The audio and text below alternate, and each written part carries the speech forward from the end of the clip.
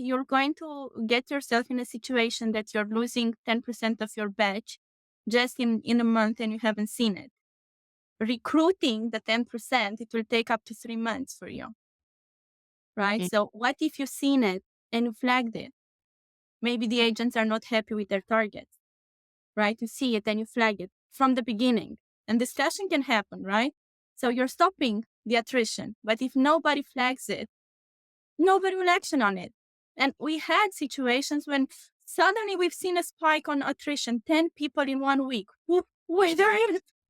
Oh, wow. Wait a minute. So we reach out to our budget manager, to the delivery manager, to the TLs, and we try to understand what is the reason. Well, a TL left and he left with his people. To Oh, stop the attrition for the rest of the teams, they had discussions.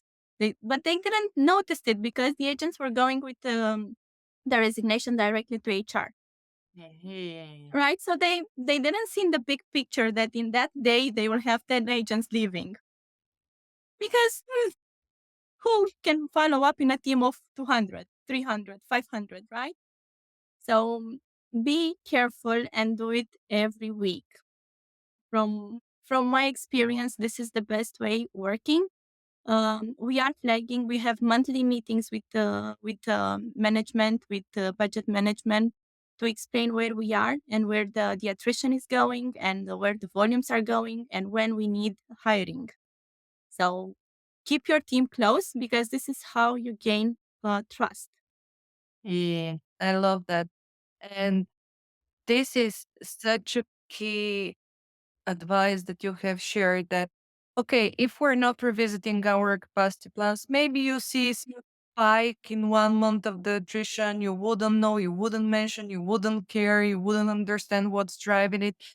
But everything that happens have impact on the business. And I think this is the key thing that people are missing. We are gathering that story to understand what's happening with the business. Yeah. That's it. And I love how detailed you are because you're effectively and actively looking for the story and for the information behind that numbers and trying to understand what's the root cause of a number, what's driving it, and what other number it will impact and in Yeah. what way. And I think this is the main and major story about capacity planning that people are missing, especially senior stakeholders.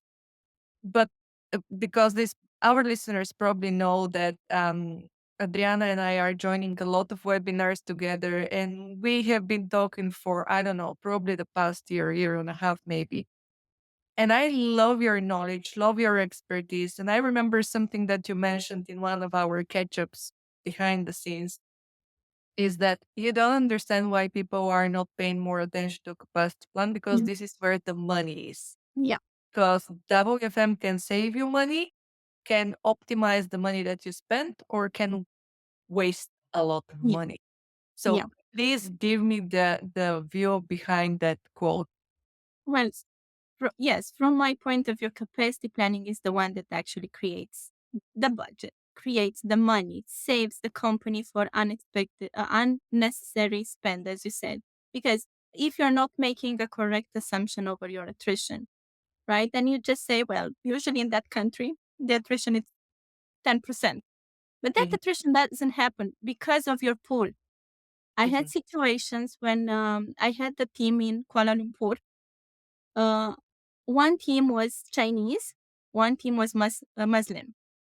We Mhm. had no attrition in the Muslim team, ever, Okay. never. When it came to Chinese, it was a huge rotation. Like we Mhm. changed the entire pool in twice per year. Oh So you wow. have to understand, and they were in the same city, right? But you need to understand your pool so you can have a correct assumption over your attrition. You're looking at the data, let's say, for a call center in a city that has a huge university, right? Most of your agents are students.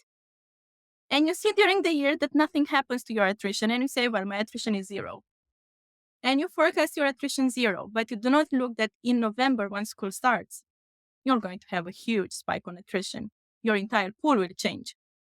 This means change your strategy when it comes to hiring.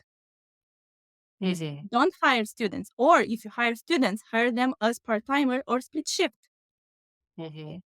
right? Change your attitude, change your way of hiring people. And this is what we are saying, right? As capacity planning, we are the ones calculating how the agents need to work for what shifts and what locations. Let's say you have a call center, you have not a call center, you have an activity, right? Mhm. And you're basing it fully in one location. You have floodings, you have, I don't know, natural causes that stop your agents to work. What do you do in that period? You're losing money. You're not selling anything. You're not supporting anyone. You get fines for the state because nobody can reach out to you, right? So this means you're losing money. Why? Because you're hired just in one single location. Business continuity, split it in two. This is what capacity planning does. Capacity planning finds the correct place to hire. Yeah, but we cannot hire in other location because we do not have a manager there. Hire a manager. It's Come on. There are situations that actually happened. So hire a manager there. Or put someone in charge and split your workload into location, 3 locations, multiple locations, just to be sure that your business is going. Right. And this is capacity planning, let's say, outcome. Mhm. Because we see the agents and not hiring in time means that you're losing money. Hiring too much, you're losing money, Mhm. right? Having activities that shouldn't happen, you're losing money. If a TL comes to me and say, hey, I want for my team to have update time daily,